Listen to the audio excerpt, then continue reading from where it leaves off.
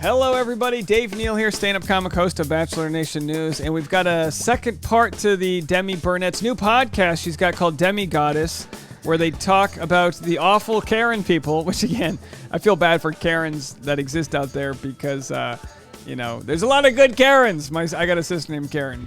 Justice for the Karens. But what she means is the dark side of Bachelor Nation, and it's interesting to hear them talk about the just this problematic, toxic audience. Again, not everybody. If you're upset, we're not all like that. No, we understand. There's a lot of good people in Bachelor Nation. I'd say actually the majority of people that watch my channel seem to be just amazing people. Did you know this? We had somebody send us a couple pounds of Parmesan cheese this week. Just the nicest. I mean, I'm not kidding. The nicest people. So thank you guys for all bringing your best self to this channel.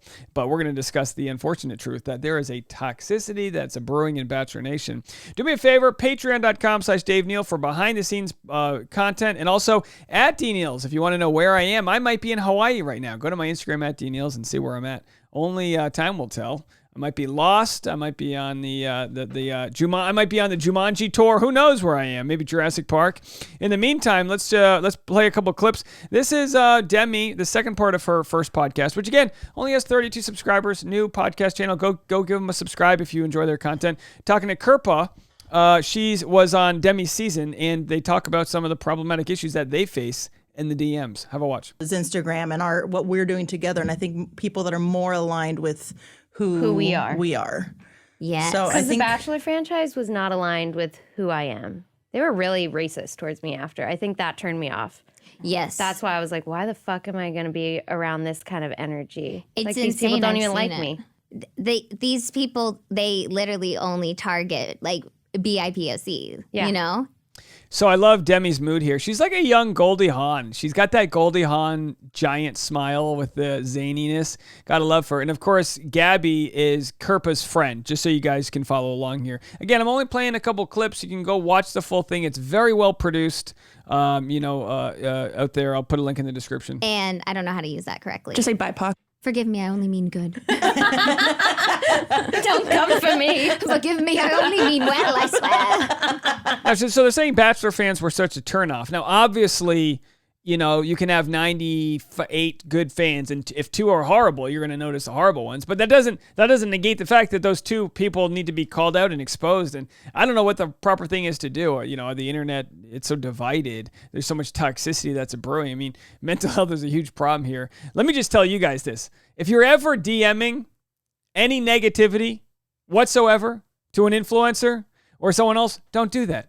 Don't do it. Just don't support them. Don't tell them you're unfollowing them. Just move on with your life. You know what I mean? They'll look at the barometer if they lose followers or this or that, but just move on. So for the people that are sending hate or vitriol in the comment sections, it's just so unneeded. I would judge you, and I know our audience is better, but I would judge the hell out of you guys if I found out you were sending hateful messages to someone in the DMs. No, not on my clock. I will repent immediately. Just tell me and I will repent. I have remorse. I've seen the messages, and it's sickening. It's disgusting how someone can be like that. But it's not someone. It's a whole lot of people. Yeah. Yeah. And I didn't realize that until after going. I knew it was there, but I didn't know how bad it was. It's conservative white people, conservative women. Conservative white women, probably. Yeah, I mean, yeah. That's now, that is true, and I'm not trying to make this political, but conservative white women, there is a segment of them that can be mean, but of course, there's also a segment of people on the other aspect that will burn someone for, like Demi should be more. I feel like she's had more problems with some of the issues with her lack of wokeness. So I feel like Demi's had more issues with people from the left. I'm just not all people, but that's kind of where the brigade stems from, with the people that are exposing her for her past rotten behavior. And maybe Kirpa and others have had issues with people on the right. The point being is that there's toxicity of brews all over. And I think if we just say it's the conservative white women, then I don't think we're doing justice to the fact that it is all over to a degree. I think we can all agree. I just don't get why. I don't get why if you're gonna make the effort to put stuff out there, why the hell are you making that negative? Why are you going out of your way to be an asshole to other people. They haven't that I healed. don't They understand. exactly. They haven't healed. They and haven't healed. something about us being our genuine, authentic selves is triggering them, and they have to lash out because something about them, they're not able to be their genuine self. And I love this. And I love this conversation. I love this conversation to pick apart the haters and the trolls and say, what is it about themselves that is triggered by seeing maybe a beautiful woman on camera that they don't look like, that looks a little bit different than them? What, like, do you feel like you're not represented there, white women? And of course, again, this is I don't know, it's about 1%, 4%. I have no idea what it is, the percentage of these hateful people, but like, they're out there. Now, people might be wondering what's going on the table here. Now, if you watched the last video, Demi was talking about the fact that she has come to terms with having autism and have stopped masking her behaviors through drinking. So now she's sober. And and they were talking about stimming. I don't know if this applies to stimming. Leave a comment. Behavior consisting of repetitive actions or movements of a type that may be displayed by people with developmental disorders. So I think Demi had like toys and squishy things and the pillows and stuff on the table as kind of like a space where they can sort of where they can do a little bit of that, which I think is really cool. And again, I'm learning more about this. For the sake of sounding stupid or looking dumb and not using the right terminology, I'm okay messing up. I'm okay because I'm very curious towards all this. I've actually been playing with this little thing over here. Fidget spinners. We love fidget spinners. A lot of them are white women in the South. They see like we used to just call these stress balls, right? Oh, and by the way, she's got the one, if you can see down here, she's got that hand that you sling it and it's sticky and it sticks to the wall. This is great. you happy, like beautiful, being your true self, living your best life, and they're like, well, like in their world, they're like in the hierarchy, like it's like white men, white women, and then men of color, women of color, you know? Mm-hmm. So they're like, what? That like they're getting to be themselves and I'm not. And so then they're just bitter. But they don't make all the connections that it's all coming down to the white supremacy that's instilled in them. Right. No. Like what does he do to keep you around and to keep you interested? All right, so we're going to jump topics here because I have two more clips I wanted to play. But, you could talk about this all day long, whatever route you want to take to discuss why people act a certain way. It is important whenever you're feeling any sort of bitterness or jealousy or any of those feelings whatsoever to look inward. You're never jealous of somebody who you're doing better than. Does that make sense? So if you're ever jealous of someone, it's because they're either living their best life or they have something that you want. And the idea becomes you can't cure yourself by sabotaging their career. What you need to do is take charge of who you want to be, whether it be career or personal life or your health or well-being, whatever it is. So we see all this bitterness. It's really just a reaction to people not feeling fulfilled in their own lives, whether it's through past trauma or current life situations. A lot of people just feel like they're in a dead-end place. So try to recognize that if you can, that you're in that spot. Do a little bit of a self-diagnosis and try to get the hell out of there. It's like an evolving process. Every relationship, this is definitely the healthiest relationship I've ever been in, and it comes down to like communication. I love her shirt, by the way. And he has had to adapt his communication style. I've had to adapt mine. Okay, he so listens to what I want. Like it also comes from me. I have to be able to verbalize and communicate because he's not a mind reader.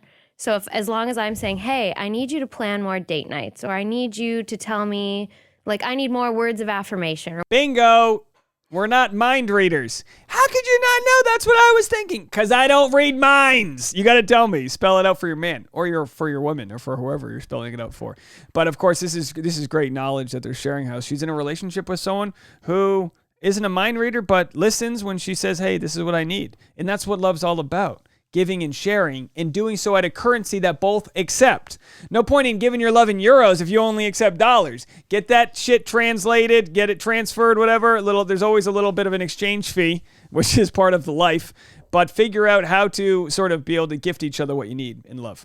Or whatever. And if he's listening, like receiving it, letting me feel heard, and then doing it, that's how a guy keeps you. You're feeling heard, or at least for me. That's the most important part of that being the follow through with the action. Exactly. Because it's one thing to be like, yeah, I'll do it, but then you never see anything come of it. Sorry, I want to know an example of when he was doing something and you communicated that you didn't like it, and then you saw an action that he did to like he hurt you. Saw. I'm gonna skip ahead to the last bit right here. Coping mechanisms. So when you are feeling triggered, because I know when I'm feeling triggered, I start like my inner child is just angry. Literally. And I just want to scream so I'm heard. But then in therapy right now, I'm learning you just gotta find different ways to kind of like reconnect with your body and be like, I'm just feeling triggered right now. And of course, they're talking now about relationships, but it's the same feeling of triggered that you might get when you watch The Bachelor, a TV show, and then you decide to send a hurtful DM to somebody. You know, it's the same feeling of like, all right, let me feel that limbic flare, that fight or flight mode in my soul and in my body as I release certain chemicals. So it's fight or flight. So it's like, all right, we got to battle the world. That feeling. Let me understand what that is. Let me take some deep breaths. And let me realize that means I have to work on myself. I can like take a step back, and it's this feeling will pass. Know why you do what you do. Yeah. Know why you do. Know what why you you do. react the way you react. Yeah. Exactly. Bingo. Well, that's a good place to end. This feeling shall pass. Know why you act the way you react. I mean, we're responding to thousands of years of stimuli to get us out of bad situations. Well, look, for the most part, we need to be able to calm those feelings so we don't transfer that BS to our kids, to our mom, to whoever. No one triggers me like my mom. My mom will call me, hey, Connie, how are you? She's like, I'm doing all right. You know, I'm like, listen, Mom, leave me alone. Let me live my life. You know what I mean? We've all got those triggers out there. And then, that's okay, too. It's okay. I was starting to plan my wedding with my fiance, and then all of a sudden, my mom's like, well, what if you decided to, so you don't change the location on me, Ma? You know what I mean? And it's like, oh, geez, easy. Calm down. She means well. All right, folks. So that's going to be it for me today. Go follow me on Instagram to see where in the world I am right now. We'll have more content coming your way. I appreciate all the donations and memberships we're getting to the Patreon, patreon.com/Dave Neal. We'll be with you shortly. Bye, everybody.